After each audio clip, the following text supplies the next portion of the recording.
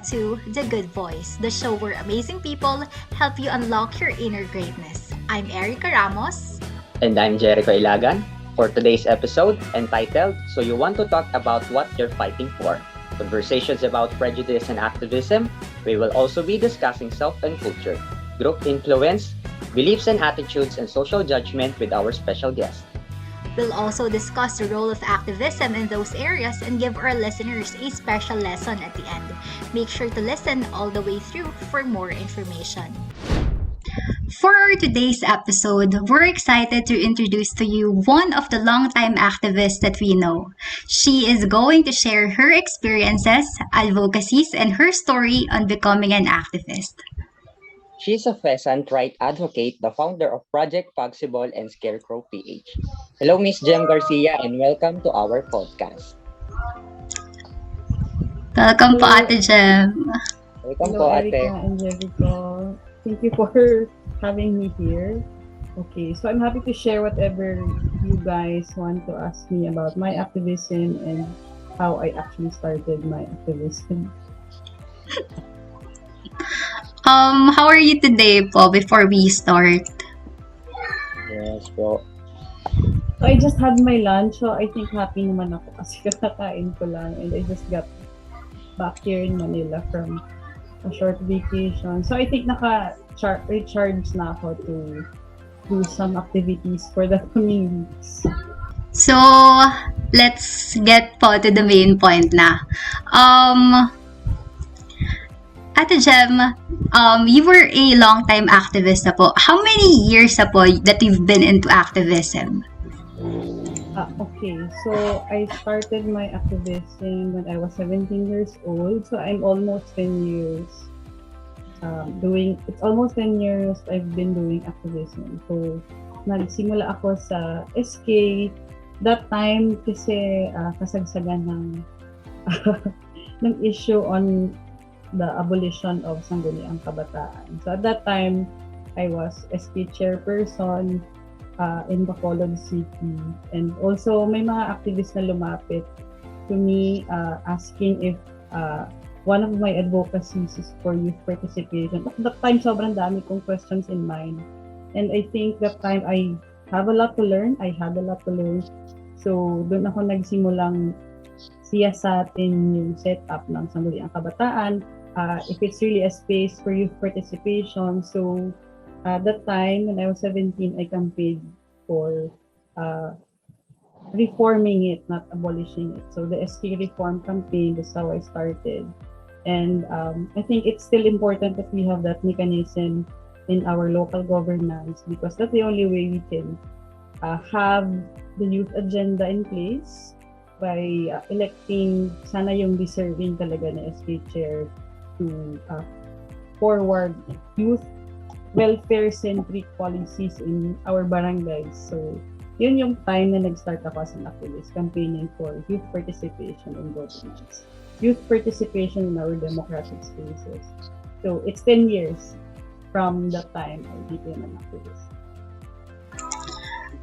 So yun nga po, nasabi niyo na it's been 10 years. Pero when po is the time that you've been when is the time that you started becoming a peasant rights advocate po? So, nung college, my thesis was actually about participatory budgeting. How do you enable grassroots civil society organizations to be part of the budgeting process? That time, we have this, if you know of the bottom-up budgeting. So, that time, nakita ko yung struggle ng farmer in engaging local politics. How do we make policy-centric doon sa people's needs, especially sa agriculture. So that time, I was really interested in the struggle of the fisher folk and the farmers. So, marami akong na-learn from that point. And although ang startup talaga ay youth participation, yung farmers issues and concerns and fisher folk issues and struggle ay malapit sa heart ko dahil malapit siya sa puso ko dahil yung mga relatives ko ay coming from rural community. So, I've seen how difficult it was, especially it's Negros Occidental. Although in the south, hindi yun yung sugar area, mas pangingisda at pagsasaka doon. So nakita ko yung difficulties and challenges. My mom is actually, she came from a fisher folk family and farmer family. So nakita ko yung struggle ng mga relatives namin, ng neighbors namin. It's really difficult. So naisip ko from that time, maybe there will come a point that I will really advocate for farmers' rights. And in 2020, I founded Project Pagsibol. Actually, yung start niya ay April, kasagsagan ng pandemic. Yung time na nagtatapon ng mga produce yung farmers kasi walang kita. So, dun, I think that was the defining moment when I finally decided that maybe it's time to transition from being a youth advocate to becoming a farmer's rights advocate. So generally, it's people's welfare. Mas specific lang to fisher folk and farmers talaga yung advocacy na tinatahak ko ngayon. So it's a process starting from the farmer's rights, and hopefully we can also reach out to other subsector in the agriculture sector. Yun. So that's how I started. In the pandemic, where life is so difficult, and it's most difficult for the farmer. So that was my defining moment too. But I finally decided to start Scarecrow and Project Pagsibol. Yes, parang it's more likely interesting naman po talaga, Ate Jem, yung sinabi niyo about sa farmer. Sa parang in-example ko din po, curious po kasi ako about sa ibang farmer na lagi silang na-short when it comes to palaging kulang yung dinedirect sa kanila ng ating government. Kaya parang ang gandang bigyan sila ng magandang way paano sila ipaglalaban. And then i-add ko lang po, Ate Jem, ito po, how are your beliefs, ideas and attitudes being shaped by your interaction with your co-activists and organization that you had before founding your own organization po, Ate Jem? Okay, so I think yung interactions, it's very important from the beginning. Kasi kung hindi naging healthy yung interaction or hindi ako namulat sa interaction na yun, I think I wouldn't be here. It's not possible na napatuloy ko yung activism ko if it wasn't for that. Because we learn from this interaction. So, for me, yung interaction na yun, yung pakikipag-usap, yung pakikipagkapwa, yung pakikisama sa mga kasama ko sa kilusan, as we call it. I think very important. Ito yung nag-shape ng ideas ko. Ito yung nag-shape kung ano yung ayaw ko at ano yung gusto ko or ano yung dapat kong gawin, or at least my guiding light to where I want to be as an activist, or to what kind of organizational culture I will take or not take. So these kinds of things. Also yung interaction ko with others, I think ano tawag dito? Teka lang, mawawala ako. Yung interactions na ito ay nag-shape din ng beliefs and ideas and attitudes ko towards other organization and members and community members. So yung interactions natin with people, for me, it has helped me to understand their issues better. It has helped me understand where I should contribute more. So sa kanila din galing yung mga mga pangaral, yung mga bagay na dapat hindi na i-repeat ng mga new organizations like Pagsibol. So it's a process. It's a learning process for many of us, and this interaction will actually help me and help our members to become better and grow in our organization. So yun, there are always dynamics yung pagkakaiba ng ideas, yung pagkakaiba ng goals sometimes. So through this interaction, we're able to identify the common goal and the common vision that we have. Hence, I founded Project Pagsibol because I saw people who have the same vision as I do. For example, Ericka joined the Scarecrow PH before because I know she was one of those people who envisions a society where farmers are not left behind. So these kinds of interactions are important for us to grow as an organization and as an individual. Ayun, I hope I answered the question. Yes po, yes po. Thank you po. Ate Jem, nabanggit niyo po kanina and nabanggit din ni Echo yung sa situation ng mga farmers. What can you say po about the land about the tarification law po that the president and the government imposed? Okay, so just a background, the Scarecrow was actually created as a campaign to raise awareness about the impacts of rice certification law on our small farmers and what can we do to at least address yung impacts niya, no? Kasi you have seen in the news that our rice farmers are protesting because of the 7 peso cost of rice. And Yes. Lots of imports are coming in the Philippine market and most of them are left behind. So yung reason why we had Scarecrow is to actually build a solidarity network to help our farmers cope with this very challenging and anti-farmer policy. So it's so hard, it's very challenging kasi it's very parang hindi naisip, parang hindi napag-isipan or dahil parang hindi siya napaghandaan. So our farmers are left behind, napag-iwanan sila sa dami ng imports.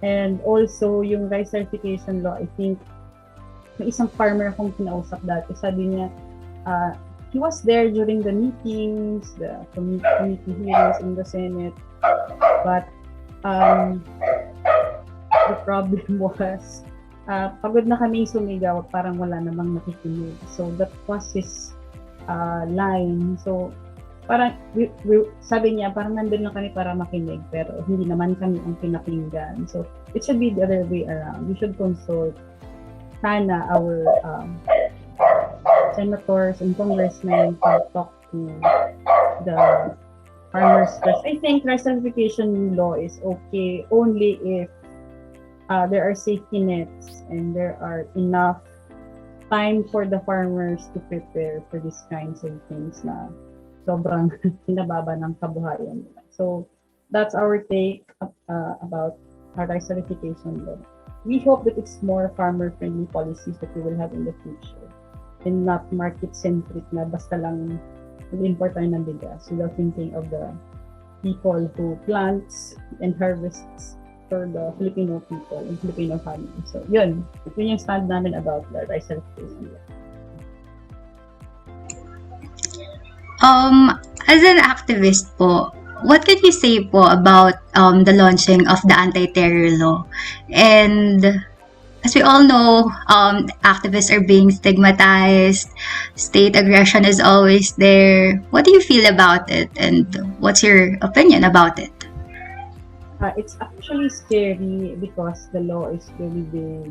Like, you can be detained without due process. So, issue siya ng due process for me. It's really scary na parang pwede kang i-surveillance without you knowing dahil lang is nila activist ito and always criticizing the government.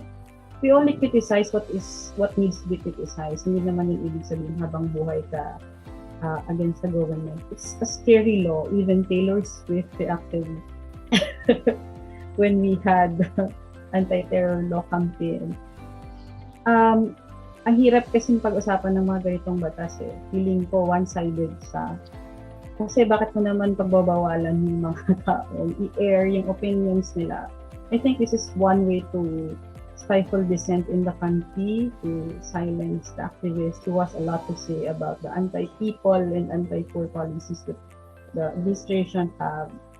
So, it's scary for just an ordinary Filipino kasi what if something bad happened to you and then you criticize your local government units and then you will be labeled as terrorists. Very siya.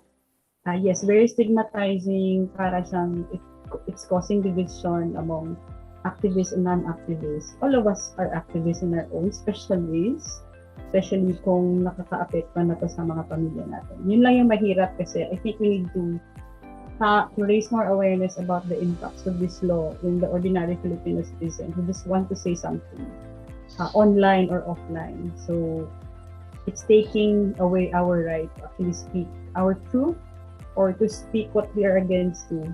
So something about our freedom of expression also is affected. So personally, this is a scary thing, and it means that activists need to do more to raise awareness, even though it's stigmatized, because activism is actually an act of love. So for me, as an act of love, we need to do more. So a lot of effort to actually help our fellow citizens to understand the implications of this law. So, yun, that's how I reacted.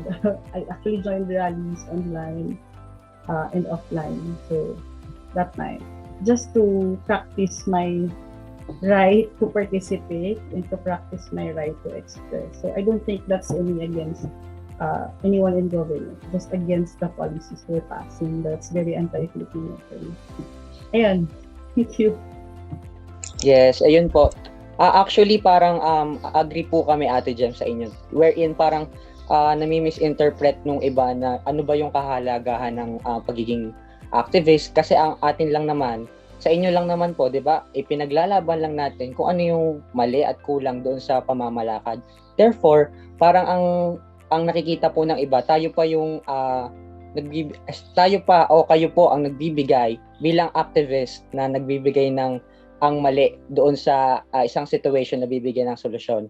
And then, ito po, isa pa po, Ate Jem, as an activist, paano nyo po nakikita yung magandang solusyon para lumaban, especially ngayon pong pandemic? Yun po. Okay, so methods and tactics of activism during this difficult time. I think it's the time when we need to explore our creativity and the other ways of doing things. Like it can be a form of art, or you can, if you're a filmmaker, you can make the struggles of daily life, for example. There are a lot of ways how we can communicate and send our messages across. So despite the challenging times, nakita niyo sobrang madami pa rin yung nag-rally because the need is very high that we have to speak. Kasi parang nagamit yung pandemic to curtail more freedoms and to suspend the movement of people and to actually monitor their movement. So, ang daming parang surveillance system in place. And it's so difficult. And the best way we can do to exercise our activism is to actually be creative. Because as I said, activism can be a form of it's an act of love, it can be an art, so it can be your way of expressing yourself in the things that you don't like in our society. It's an expression of what you want to happen for a better society. So it's not bad. So ngayon, yung lagi kong tinuturo sa ibang mga younger generation, so activists younger than me, I always ask them to join online trainings to improve kung ano man yung existing na nilang potential. So it can be in art or writing. So all forms of art. Pwede nga mag-drawing ka sa mga itlog or maglagay ka ng wearing a black shirt. So those kinds of things. There are a lot of ways in expressing your activism and to air your sentiment for an improved or better society for everyone. So yun, I think there are a lot of ways and you just have to explore. Sky is the limit. As long as it's not violent. So, wala kang nasasaktan, wala kang sinasaktan along the way. That's good activism for me. Wala kang dinidisempower na tao sa society. That's good method and tactic of activism. Creativity, activism, it melts fear. So, nawawala yung takot. Yun yung sinasabi namin. Dapat mas humorous yung way of activism natin ngayon. Especially, there are a lot of contents on social media. So, it's time to explore lots of ways For example, yung pagbibigay ng relief sa mga naapektuhan na communities, it can be a form of activism, and that's the activism we have in Project Pagsibol and Jerico. We help communities in the most difficult time. That's our form of activism. That's our act of love, to share the love and to share whatever we have to our partner communities. So that's the form of activism we have in Pagsibol and in Jerico. Sharing is caring for us. Kasi lagi nating tatandaan, people will remember us for, people will remember how much we make them feel, not how much we know. So, yun yung activism namin. Something about caring, a caring community for our Filipino farmers. Nabanggit niyo po kanina yung mga mobs, mobilizations. Did you think po, what is your experience po sa mga mobs?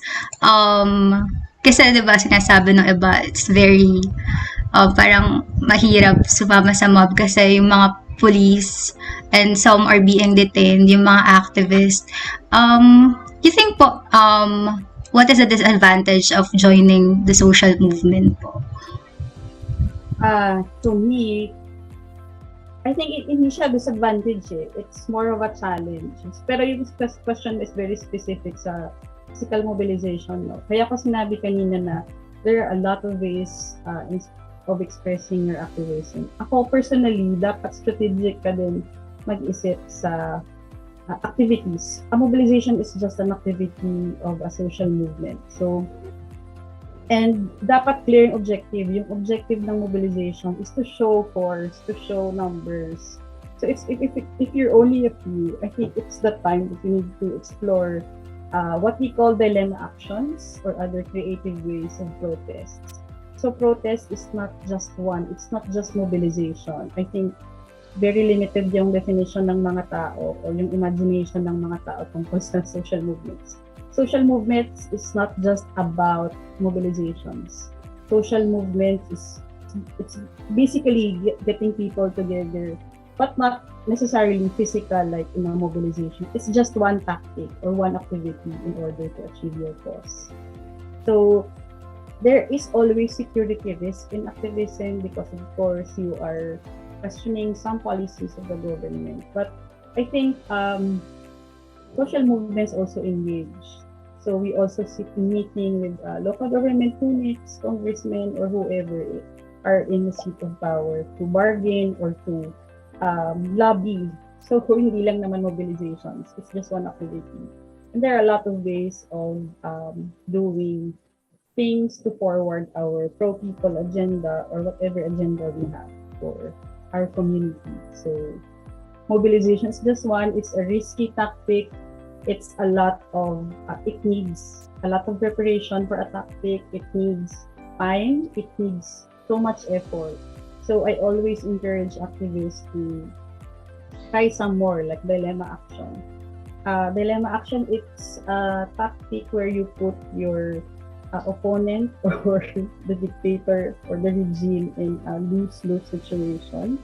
It's like, if they do this, they will look stupid or laughable. If they do this, they will look weak. So it's a win-win solution for activists. You can read more about this tactic online. You can read about dilemma action. So it's one kind of non-violent struggle or action activists can employ when they want something fun and humorous actions or what we call activism. So mahirap kasi pag lagi kayo nagmo-mobilize, diba? Nakakapagod physically and the people diminishes eventually. So, you have to be very careful in choosing your tactics, especially mobilization. Kasi dapat clear yung objective mo. Are we 10,000 people? Can you do that? And what do you want from the people to go through the mobilization? Do you talk to them after? What do you want them to do? Kasi kung iisipin mo, di ba? For example, there are 1,000 people in Luneta Park now. If 10 of them, 2 hours standing there lang, di ba? 1,000 people standing for 2 hours shouting. And then what's next? So that's always the question, what's next? Where are we in our goals? Are we achieving it? So, yung isa example lagi, 1,000 people times 2 hours each. So yung oras na yun, you could have done a podcast, you could have visited a community and ask how they feel about the issues, or you could have created an infographic in that who are standing and shouting to do other things to get your message across, diba? So there are a lot of ways, there are a lot of tactics activists can choose. So there are risks, but always think about your vision when you think of this. So when you're tired, you rest. When you're losing, when you think you're losing, you always calibrate and remind yourselves of why you actually started. So eyes on the prize, as they say, or eyes on the vision that you want for your society or your country. Yun, sorry ang haba ng sagot ko na nag-discuss. Ayan, yes po. Ayun po, Ate Jem, kanina po kami, nakapag-usap na po kami ni Ericka about dito sa ating podcast. Therefore, naging curious po kami about sa way nyo, even though alam naman namin na ang pagiging activist ay part of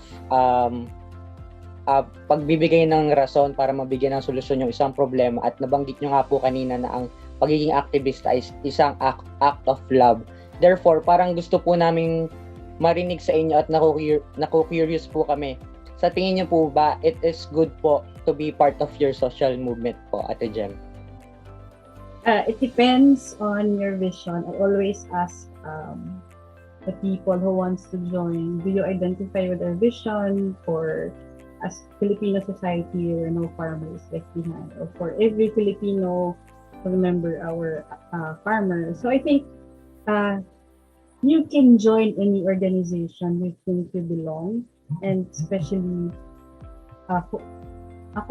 kami, ang bias namin kasi is we believe in non-violent way of protesting or non-violent activism. So there are a lot of good reasons to join social movements, especially kung naramdaman nyo yung oppression sa community nyo, nakikita nyo everyday, at naisip nyo, there must be something that we should do to actually help. And if it's in your heart to help Filipino farmers, Pagsibol Jerico is open to welcome you. And if you see yourself changing the society for the better every day, and you want a place or an organization where you think you will belong, or you identify with their principles and objectives, you can always join that organization. And make sure lang na naka-align sa principles na pinaniwalaan mo. Kasi some organizations will disappoint you, not because they're not true to their kung ano yung pinaglalaban nila, pero baka hindi lang aligned yung principles. So you have to be clear with that. But for us, for me, I always encourage the youth to take space, to air whatever you think, whatever you feel, whatever you want to say. Take space, take up space, and speak your minds, because that's the only way we can get the message across and get more young people, more Filipino people, ordinary people to join us. So I always believe that ordinary people can do extraordinary things if they work collectively. Yung lagi nyo naririnig, yung walis thinking, ay mas maraming nawawalis pag activities, no? Kasi sa isang thinking lang. So I always believe in collective effort. So join whatever organization you think you want to join. So that's what I want to say. I think that ends our conversation po about this, about activism po, and I think that ends our today's episode. Alright, thank you. Masasabi ko lang before you actually finally close this, to everyone who will listen or will encounter this podcast of yours, I hope they challenge themselves, like every day, what difference can you make, or what can you do differently every day. So minsan tinatanong ko dito sa sarili ko, what can I do differently today to help other people. One simple act of kindness can actually change the lives of maybe not just one people, but many people in their community. So everything starts with the decision to try or to do things. So I hope you go out and try to ask your neighbors, how are you today? If may disagreement or may pagkakaiba sa pananaw, you should always ask. Bakit niya nasabi yon? Saan siya nanggagaling? Ano yung life experiences niya? Kasi it's easy for us to hate, but always think that it's love is a good feeling to share to other people.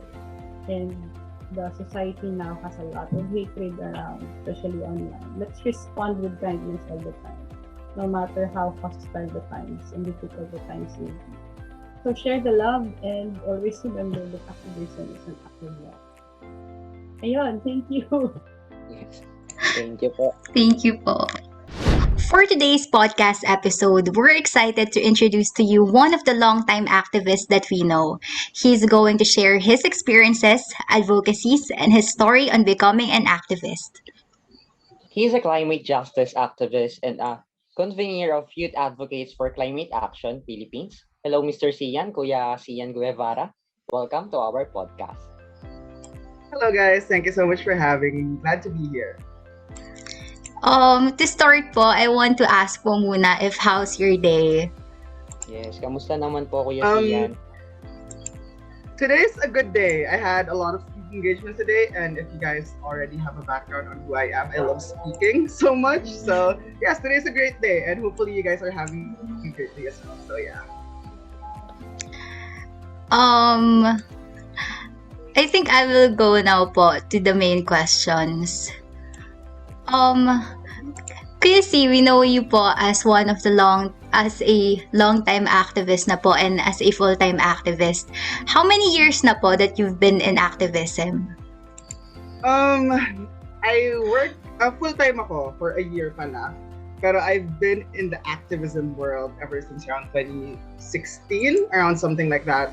I first had an experience, quote-unquote, with activism in 2015. Then actually ako mas namulat when it comes to activism. Kasi prior to that, I hated activists. Like, ayoko sa kanila kasi maingay sila, nagka-cause sila ng traffic everywhere. So I didn't like them.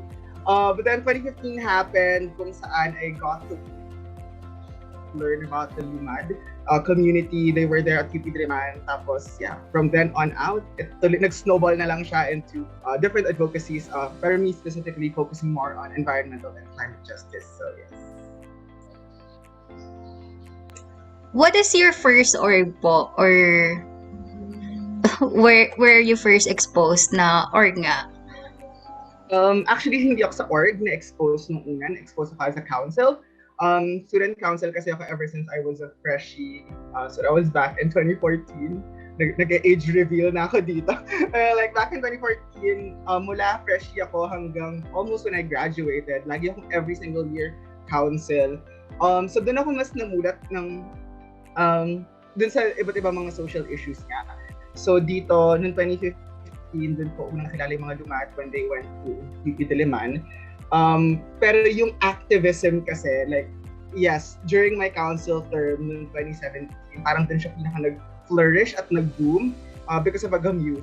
Sila kasi, yung Agham Youth, like, the people there were so makulit. Like, lagi na kami kinukulit sa council na, uy, gusto niyo ba mag-take ng discussions, ng educational discussions on science and technology for the people and everything. So, like, okay, sige po. So, doon ako na-expose. Like, Agham Youth yung nagtuturo ng discussions. But I was a council member during that time. So,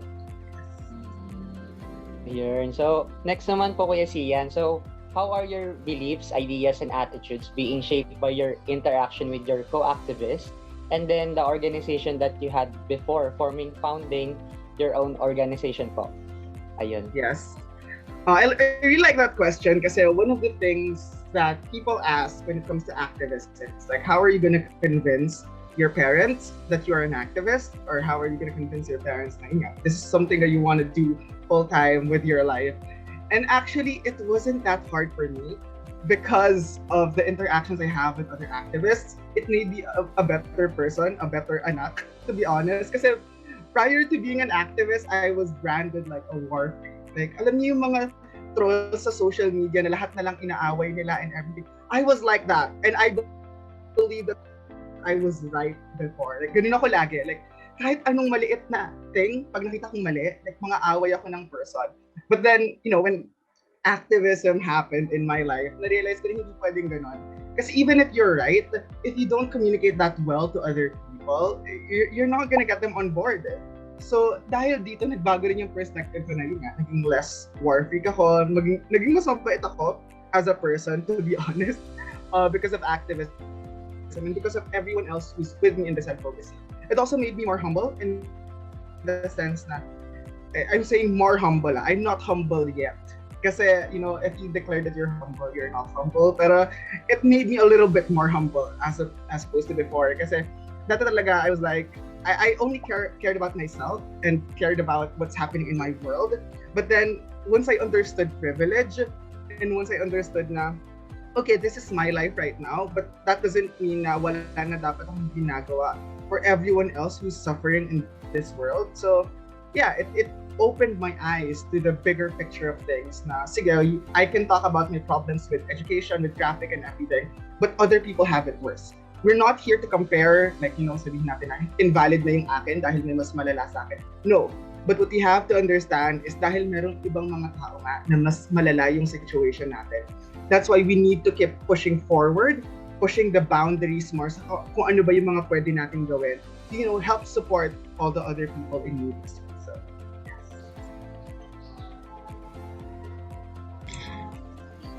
Kuya C, as we all know po, our president had launched the anti-terror law and activists are being stigmatized and the state aggression is always there. How do you feel about that and what's your opinion? Ekis.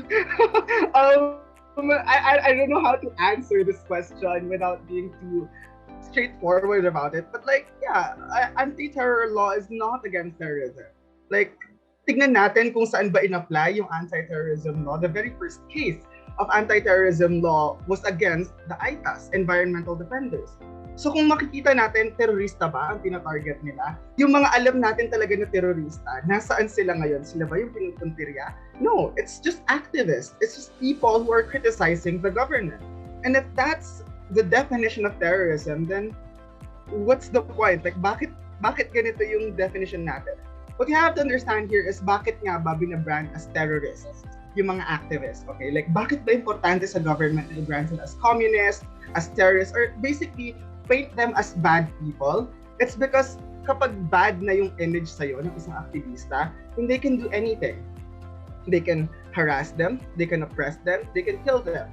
Pwedeng idesap. Ang daming pwedeng gawin ng Estado sa ating mga aktivista kasi terorista na sila, quote-unquote. And that means, diba, like kung ikaw regular person ka, you at the back of your head, in your subconscious, what's happening there is merong laban yun. Na parang, are we gonna talk about human rights? Kasi mga tao yun eh. Bakit sila pinapatay ng walang anything lang? Or bakit sila pinukulong ng walang anything lang? But also, there's something at the back of your head saying na, hindi terorista yan, masama yan. At yun yung gusto ng gobyerno na i-instill sa bawat mamamayan ng Pilipinas. Kaya merong anti-terrorism law. And that's why us as activists, while we understand this happening, the situation, may malaking takot eh. Diba? Kasi what if ikaw yung i-brand na terrorist? What if ikaw yung ikulong? What if ikaw yung patayin? There's this fear that's nakaakibat, basically, nitong batas na to. But what you have to remember is that you cannot run away from fear.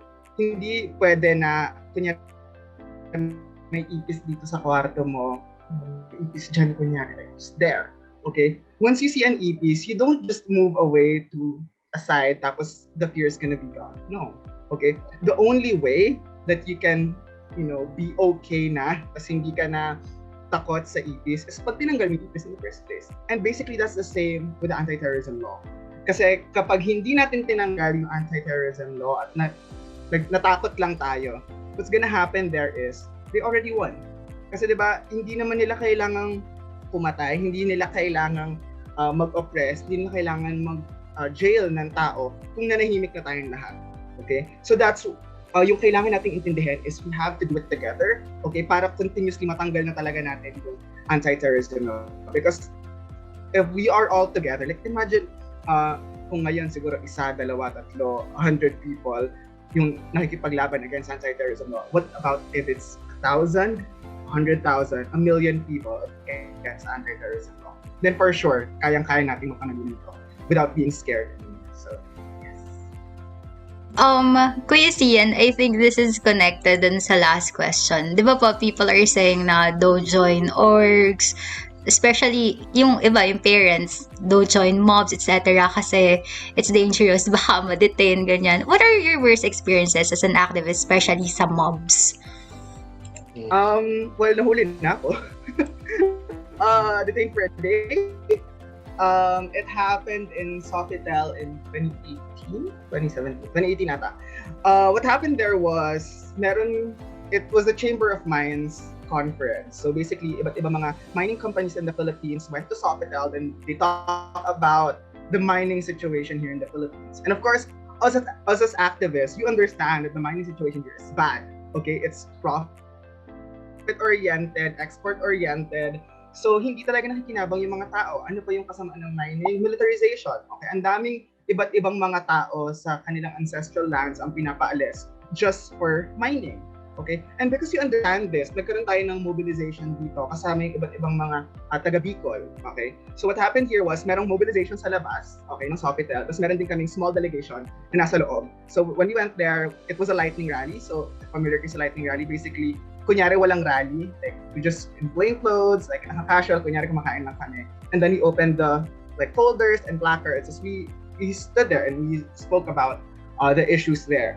And we were illegally detained for a day. Basically, wala naman silang maikaso sa amin at the end of the day. So yeah, that was one of the worst experience that I've had. It was together with Mitzi, if you're familiar, our international spokesperson at Yakap. Magkasama kami, basically, na isang araw kami na-detain. Pero actually, to be honest, that's not the worst. Kasi like, me personally, tsaka si Mitzi during that time, prepared kami din like alam namin na may malaking chance talaga na mahuli kami kasi nga nasa loob kami ng private building, etc. Pero yung worst for me was yung kay John. John was arrested in 2018, 2017. Again, I'm confusing those years. I feel so old na. Basta ganon. Like a couple of years ago, John went to Bulacan to support NutriAsia strikers. So, nag-strike yung mga NutriAsia workers because of the poor working conditions, poor pay, etc. So he went there, okay, together with Woods. Tapos noon, during that time, he was also part of a campus publication. So he was taking pictures. Tapos noon, pagdating nung hapon, we realized na, wait lang, nagkakahulihan na, nasan si John? Na-realize namin later on na kasama pala siya dun sa mga hinuli. And he was there for, I think, a couple of days, like 3 days ata siyang nasa kulungan. And for me personally, me not being there, I don't know, maybe I have this for my friends na gusto ko, I want to protect them. So, yeah, medyo mabigat siya kasi nga, it was so sad kasi I went to Iloilo with friends that time. So I was trying to have fun, but then that happened, like during the night of my flight. So, I was like, how can I enjoy my vacation? I know that one of my friends, one of my very, very close friends, is detained as well. Pero good thing naman, we had enough support both on the legal aspect and also on the legal, like yung mga posts and PubMats on saying na palayain si John, etc. So yeah, nakalabas din naman sila. Not just him, but also the other NutriAsia workers and press na hinuli during that day. So yeah, these are some of the experiences na sobrang lala. Yung kay John, like, yung talaga yung hindi ko gets eh. Kasi media, like, sumisigaw niya. There were videos of him. Sumisigaw siya na media ako. He has a press ID. Okay? Pero wala. Hinuli siya. And if you see the videos of him being dragged, it's like an image of Spoliarium. Literally, in the present day. So, Yun. Actually, Kuya Sian, di ba, yung sa atin kasi ang hirap sa ibang tao, parang nami-misinterpret nila yung kahalagahan talaga ng pagiging activist, di ba? It's more likely, hindi nila alam yung kahalagahan ng ipinaglalaban ng isang aktivista sa society. And then, nabanggit niyo po kanina yung talagang kung gaano kayo talaga motivated para ipaglaban kung ano yung gusto nyong sabihin. And therefore, ito pong sunod, bilang aktivista po, what is your reason finding a good solution to fight?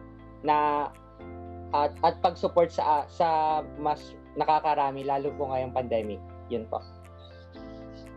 Yung idea na we're all privileged in one way or another. Okay?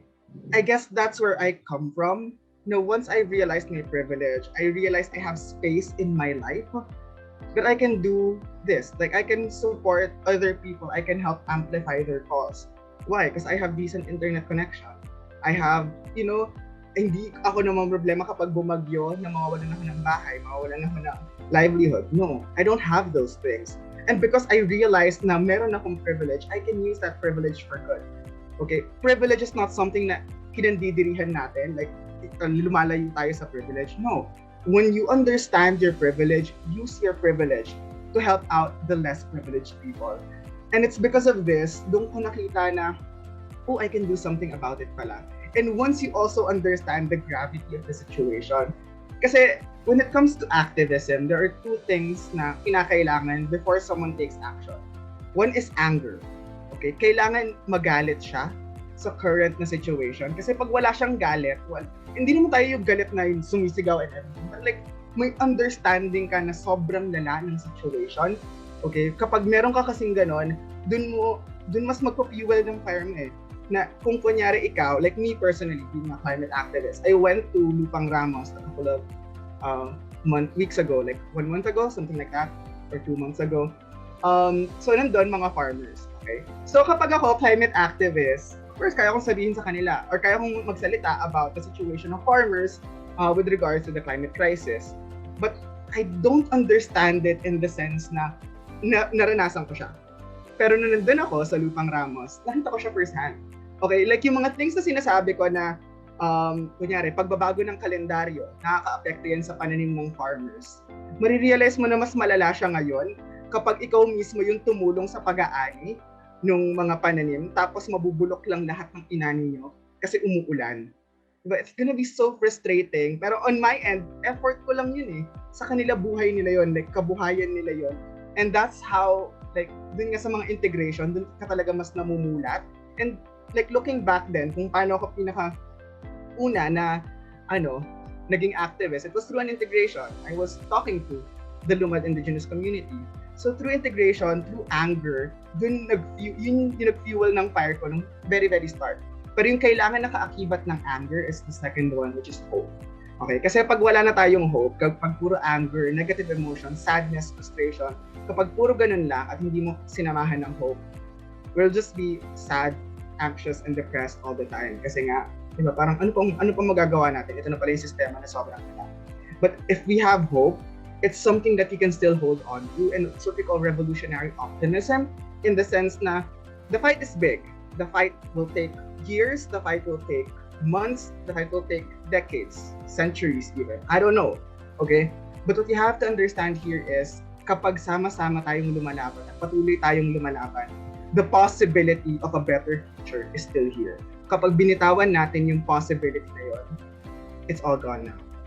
There's a saying na kung hindi ako, sino, kung hindi ngayon, kailan.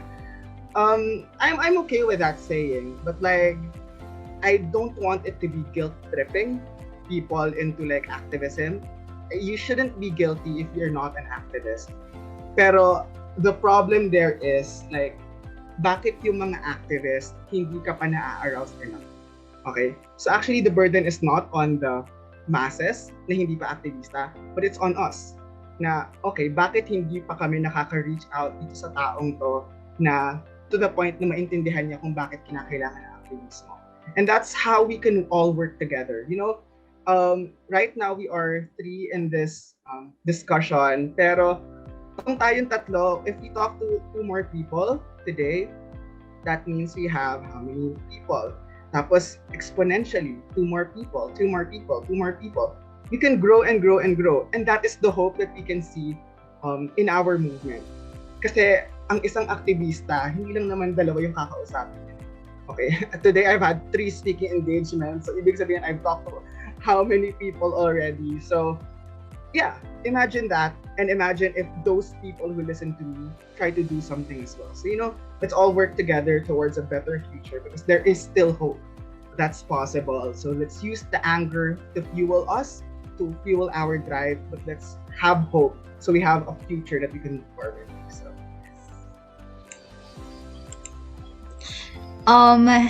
Kuya Sian, kasi po, di ba, andyan lagi yung red tagging. If member ka ng isang org or member ng org yung isang person, gina-generalize na siya as a terrorist. Do you think that there is a disadvantage or there are disadvantages in joining the social movement? Again, if natakot nga tayo, talo tayo. Yun siya. Okay? If natakot tayo dahil natatakot tayo ma-red tag if we are part of a certain organization, then the government has done its job already to silence us and to make us be fearful. And I'm not saying na you go there without all precautions. Like, pupunta ka doon tapos happy-happy ka na kasi hindi daw dapat matakot, sabi ni Kuya Sian. So, join na ako ng lahat ng organizations kahit may possibility nga na ma-red tag ako. What you have to understand here is, when you join organizations, you join because you understand what they're fighting for. Okay, you don't just join kasi trip mo lang, gusto mo lang mag-organization, or like nagigilty ka kasi sinasabi, sumali kayo, dapat may MO kayo. Hindi siya ganon. Sumali kayo na isang MO, sumali kayo na isang organization kasi naiintindihan nyo yung pinaglalaban nila, naiintindihan nyo kung ano ba yung advocacies nila. And if you understand it, then what's stopping you? Yes, it's scary. Being red tagged, being terror tagged is scary. But again, what you have to look back on is, if we are together, if we are organized, we are actually a little bit safer than if we're not. For example, take Yakap. Okay, kapag may random environmental advocate na di naman namin kilala na red tag, how can we help support you? Either legally, like providing lawyers, providing paralegal to go on site, or providing financial assistance. How can we do that if we do not know you? But then, if you are part of an organization, you have both legal and meta-legal na safety nets. So, ano yung legal safety nets? Most probably, these organizations would have lawyer friends. Okay? Ibig sabihin ito, kapag may nahuli sa kanila or ni-red tag sa kanila, may lawyer na magsusuporta sa'yo. So, you have already a legal safety net. The other one is the political safety net, the meta-legal safety net. Okay, kung ikaw lang mag-isa yan, if you try to fight alone, okay, pag ikaw hinuli, ikaw ni red tag, who's gonna say to napalayain ka? Diba? Like, sino magsasabi nun? Di ka namin kilala eh. Like, I'm not saying na hindi na namin aalamin kung sino ka, okay? Pero, diba, it's going to be so much easier and it's going to be so much safer actually if you join organizations kasi you are one united movement. And yung tandaan natin when it comes to actions, we have to do it collectively. If people try to do things on their own capacity, hindi natin marireach yung collective capability, collective potential natin. So, kunyari sa climate sphere yan, how can we call for climate justice kung mag-isa ka lang? Ang magagawa mo dyan, sige, mag-reduce, reuse, recycle ka, mag-zero waste lifestyle ka, go do that. Pero ang tanong, na-achieve ba natin yung climate justice with your reduce, reuse, recycle? With your zero waste lifestyle? No. Okay, so this is the reality that we have to face as well. Kaya, it's 100% better to join organizations. And if meron kayong qualms or like kinatatakutan kayo, feel free to talk about it then dun sa mga members nila. Like, kamusta ba kayo dyan? Nire-red tag ba kayo and everything? Ano yung safety steps nyo? Like, meron ba kayong tinatry na safety measures? For example, kami sa Agham Youth, meron kaming safety measures na ginagawa sa communication platforms namin. Hindi kami gumagamit ng messenger usually. Like, pumipili kami ng ibang channels if ever para mas safe siya, mas secure siya. Tapos meron din kaming kahit sa paggamit, hindi kami minsan naka-zoom, depende sa mga discussions na tinitake natin. Meron kaming ibang platforms na possible na gamitin. So yung mga ganito, you can also ask your organizations kung ano ba yung mga meron sila para may pampalubag loob ka rin na okay, they're actually taking safety and security seriously. So yes. Ayun, thank you po Kuya Sian. Ito naman po, since nabanggit niyo po yung sa part of organization, tas madami din pong social movement na pinaglalaban, sa tingin niyo po, it is good po ba na maging open yung karamihan, same as po sa aming mga youth, and therefore, maging part po ng social movement po? Yes, of course. It's better again to join social movement, to join an organization. Basta what you have to remember is find something na perfect for you. Okay? Kasi baka mamaya napipilitan ka na, ito yung mga friends ko nandito sila sa Org A. Gusto mag-Org A na rin ako. Paano kung mas ang advocacy pala na binibitbit mo as Org B? Okay? Yung makikita kasi natin din dyan is kahit anong organization pa yan, nag-intersect lahat ng issues. Like, to be honest, kaya kami may nakakausap kami mga fisher folks, nakakausap kami indigenous people, nakakausap kami farmers. Okay? Ang daming pwedeng kausapin, ang daming nagtutulungan na organizations. Kasi what we have to understand is that issues are layers upon layers. Hindi naman yung isang issue lang tapos period na eh. Kasi kapag gano'n, year yun. So, parang environmental issues only. Hindi kasi magagawa, hindi mo pwedeng i-separate yung environmental issues sa issues ng human rights, sa issues ng farmers, issues ng workers, diba? So, yung mga ganitong bagay, we have to be open, okay? Ang daming options dyan. So, find a sector that you like or find an advocacy that absolutely speaks to you. And then find organizations. If you need help in finding organizations na pwede nyo salihan, you can message me or like other people na alam yung part na ng organizations para mabigyan kayo ng options. So, For the last one po, why did you found Yakap po? And can you give us parang brief description about Yakap, the things that Yakap is doing, etc.? Alright, so Yakap happened.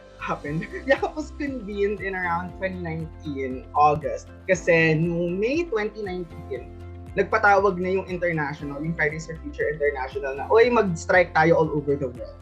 So we're like, okay, sige. So ang Philippines, na narinig natin yung balita, nag-strike tayo. Okay, so what happened here was nag-strike sa may FPU, papuntang Menjola. That was the first climate strike na youth-led na FFF yung nagpatawag dito sa Pilipinas. Pero nung na-realize namin after that mob, it's like, bakit group chat lang yung ginawa natin? So, sobrang hatakan lang siya na parang, okay, organization, ito, alam ko di ba may environmental kayo, may pakilagay sa environment. So, tara sali kayo. Puro ganun lang siya, puro hatakan lang yung nangyari. Imbes na may plano talaga dun sa actual na event. So, dahil doon, na-realize namin na, what if we create an alliance? Okay, ano bang difference sa alliance at organization? Pag alliance kasi, may members siya na organizations. And what we want to do here is, yung climate action here in the Philippines, we want it to be, to have the different perspectives of the different sectors. So meron tayo kunyari sa Yakap na marine conservationist, meron tayong geologist, meron tayong marketing association sa Yakap. So di ba, talk about, anong connect yan sa environment? Pero what we have to understand here is yung iba't ibang mga sector, iba't ibang types ng organizations, lahat yan may say sa climate movement. And that's why Yakap came to be. Okay? Yung idea na we want more and more people on board para mas lumakas pa yung climate movement dito sa Pilipinas. That's the main goal of Yakap. Kaya recruitment into Yakap ng both member organizations to clearly set direction and individuals para meron tayong nakapag-churn out tayo ng dire-diretso ng events, services, and campaigns natin. Yun yung isa sa mga core na ginagawa talaga ng Yakap, yung pag-encourage nga ng more people to join. Okay?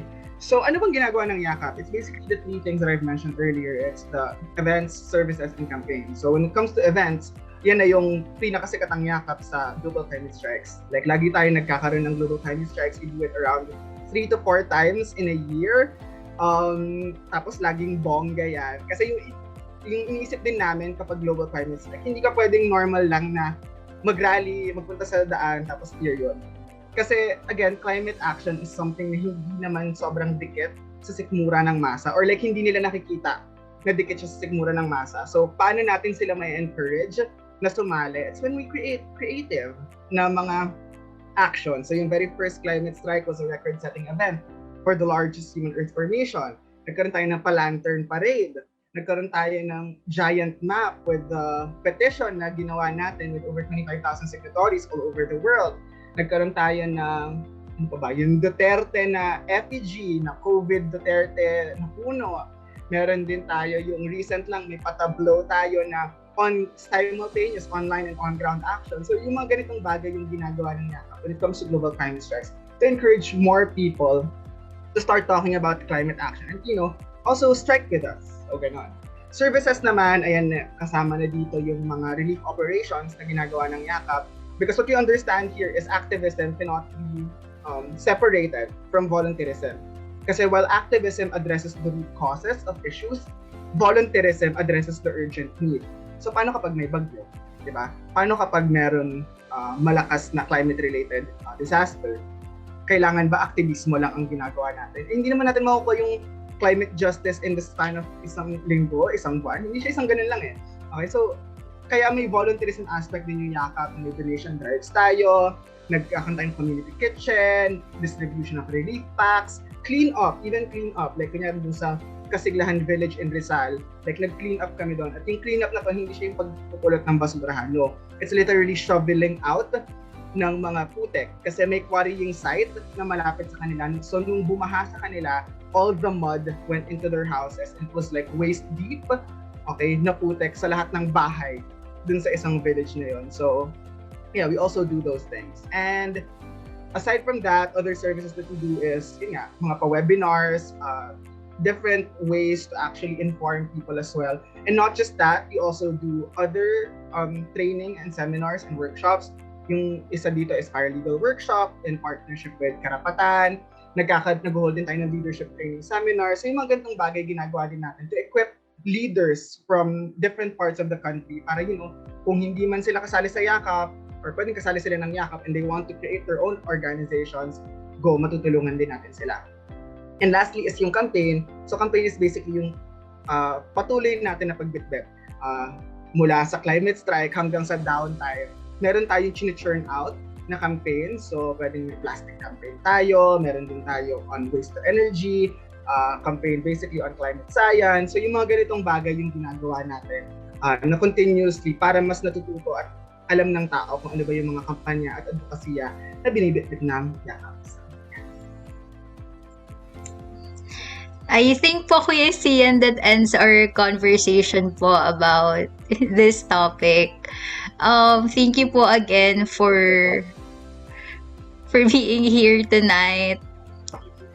This brings us to the end of this episode. Thank you for joining us for those informative discussions. We heard the stories of two of our longtime guest activists, Ms. Jem Garcia and Mr. Sian Guevara. By tackling self and culture, group influence, prejudice, social judgments, behavior and attitude from their passions and experiences, we hope that we broaden the awareness of people and liberate ourselves from the confines of reality. We claim that by exploring humanly significant issues, we can provide core content that reveals social phenomena and social psychology. We truly believe that we have enabled everyone to think more critically. Being a lens is both a great honor and a huge responsibility. So please, don't be afraid to share your stories and how you can inspire and educate others. Once again, thank you for listening to The Good Voice. See you to our next episode.